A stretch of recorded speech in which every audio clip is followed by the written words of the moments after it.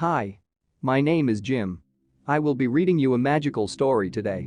Don't forget to like this video and subscribe to our channel.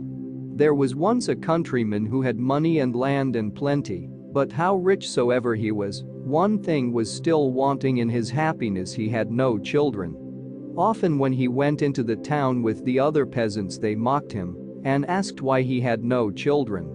At last he became angry, and when he got home he said, "I will have a child, even if it be a hedgehog." Then his wife had a child that was a hedgehog in the upper part of his body and a boy in the lower, and when she saw the child, she was terrified and said, "See, there thou hast brought ill luck on us." Then said the man, "What can be done now? The boy must be christened, but we shall not be able to get a godfather for him." The woman said, "And we cannot call him anything else but Hans the Hedgehog." When he was christened, the parson said, "He cannot go into any ordinary bed because of his spikes." So a little straw was put behind the stove, and Hans the Hedgehog was laid on it. His mother could not suckle him, for he would have pricked her with his quills. So he lay there behind the stove for 8 years, and his father was tired of him and thought, if he would but die. He did not die, however, but remained lying there. Now it happened that there was a fair in the town, and the peasant was about to go to it and asked his wife what he should bring back with him for her. "A little meat and a couple of white rolls which are wanted for the house," said she.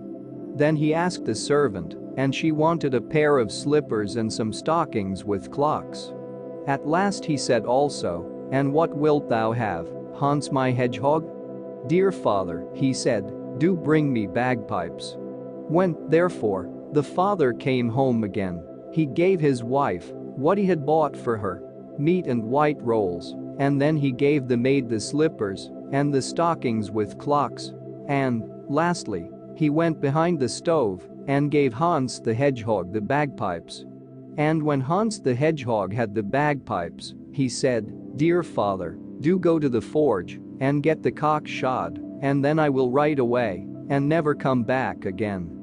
On this, the father was delighted to think that he was going to get rid of him and had the cock shod for him, and when it was done, Hans the Hedgehog got on it and rode away, but took swine and asses with him which he intended to keep in the forest.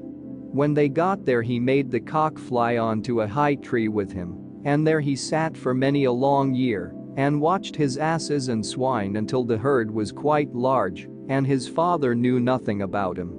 While he was sitting in the tree, however, he played his bagpipes and made music which was very beautiful. Once a king came traveling by who had lost his way and heard the music. He was astonished at it and sent his servant forth to look all round and see from whence this music came.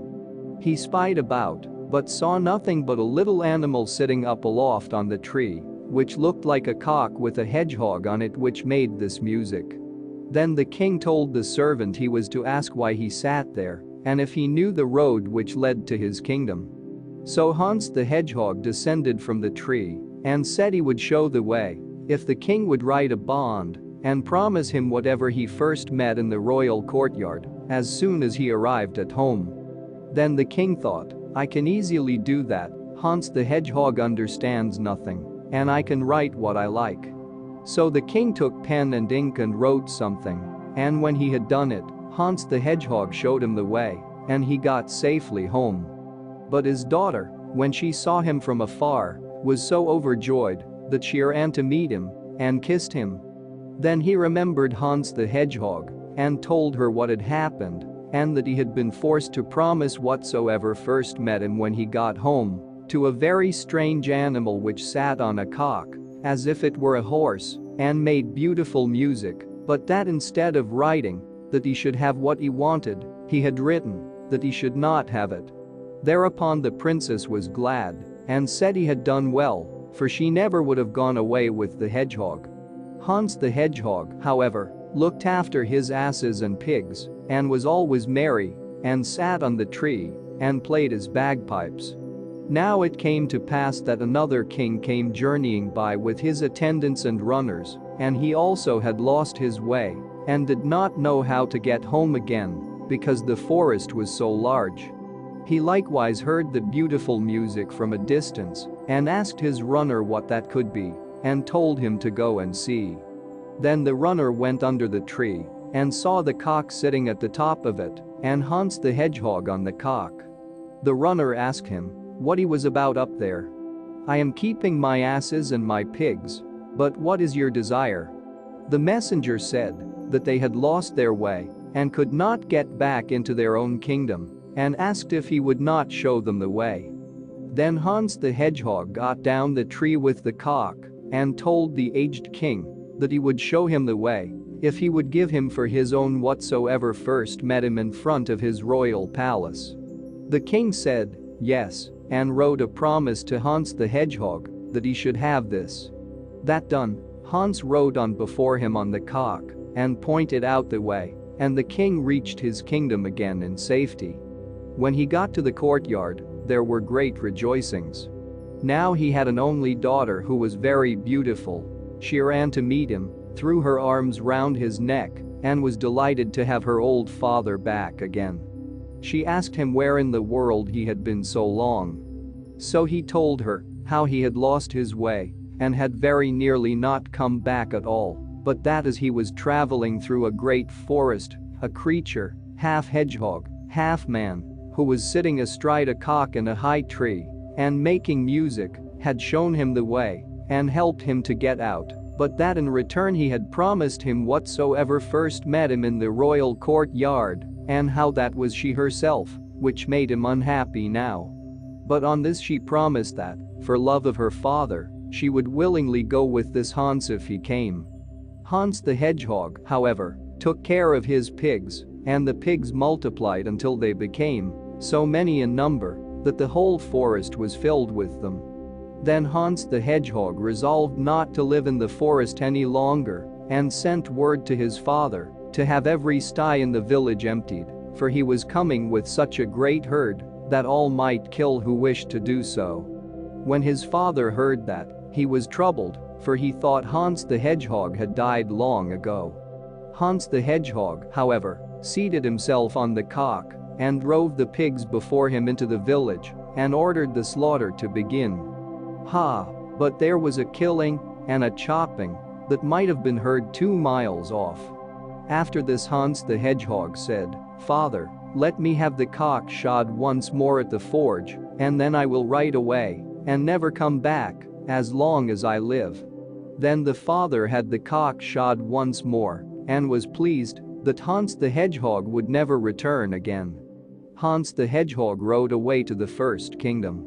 There the king had commanded that whosoever came mounted on a cock and had bagpipes with him should be shot at, cut down, or stabbed by everyone, so that he might not enter the palace.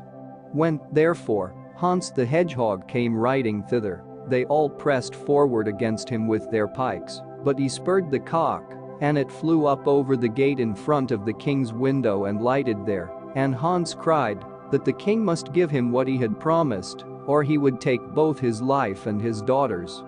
Then the king began to speak his daughter fair and to beg her to go away with Hans in order to save her own life and her father's. So she dressed herself in white, and her father gave her a carriage with 6 horses and magnificent attendants together with gold and possessions. She seated herself in the carriage and placed Hans the Hedgehog beside her with the cock and the bagpipes, and then they took leave and drove away, and the king thought he should never see her again. He was, however, deceived in his expectation, for when they were at a short distance from the town, Hans the Hedgehog took her pretty clothes off and pierced her with his hedgehog's skin until she bled all over. "That is the reward of your falseness," said he. "Go your way, I will not have you." And on that he chased her home again, and she was disgraced for the rest of her life. Hans the Hedgehog, however, rode on further on the cock, with his bagpipes, to the dominions of the second king to whom he had shown the way. This one, however, had arranged that, if anyone resembling Hans the Hedgehog should come, they were to present arms, give him safe conduct, cry long life to him, and lead him to the royal palace. But when the king's daughter saw him, she was terrified, for he looked quite too strange. She remembered, however, that she could not change her mind, for she had given her promise to her father.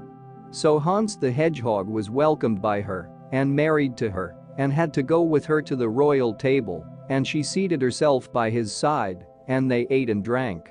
When the evening came and they wanted to go to sleep, she was afraid of his quills, but he told her she was not to fear, for no harm would befall her, and he told the old king that he was to appoint 4 men to watch by the door of the chamber and light a great fire, and when he entered the room and was about to get into bed, he would creep out of his hedgehog's skin and leave it lying there by the bedside, and that the men were to run nimbly to it, throw it in the fire, and stay by it until it was consumed. When the clock struck 11, he went into the chamber, stripped off the hedgehog's skin, and left it lying by the bed. Then came the men and fetched it swiftly and threw it in the fire, and when the fire had consumed it, he was delivered and lay there in bed in human form, but he was coal black, as if he had been burnt. The king sent for his physician, who washed him with precious salves and anointed him, and he became normal and was a handsome young man. When the king's daughter saw that, she was glad, and the next morning they arose joyfully, ate and drank, and then the marriage was properly solemnized, and Hans the Hedgehog received the kingdom from the aged king. When several years had passed, he went with his wife to his father and said that he was his son. The father, however, declared he had no son, he had never had but one, and he had been born like a hedgehog with spikes and had gone forth into the world. Then Hans made himself known, and the old father rejoiced and went with him to his kingdom. My tale is done, and away it is run.